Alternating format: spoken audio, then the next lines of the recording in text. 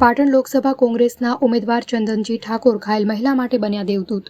પાટણ કોંગ્રેસના ઉમેદવાર ચંદનજી ઠાકોરની માનવતા મહેકી 3 પૈડાવાળા વાહનનું એક ટાયર નીકળી જતા અકસ્માત સર્જાયો હતો। શિક્ષક મહિલાને અકસ્માતમાં નાની મોટી ઇજાઓ પહોંચતા સારવાર અર્થે ખસેડાયા। દિવ્યાંગ મહિલાને અકસ્માત નડતા મદદ માટે ચંદનજી ઠાકોરે કાફલો ઊભો રખાવ્યો। ઘટના સમયે લોકસભાના કોંગ્રેસના ઉમેદવાર ચંદનજી ઠાકોરની ગાડી ત્યાંથી પસાર થતાં તેમને આ દ્રશ્ય જોતા માનવીય સંવેદના સાથે તાત્કાલિક પોતાની ગાડી ઊભી કરી મહિલાને મદદ કરી માનવતાનું ઉદાહરણ પૂરું પાડ્યું।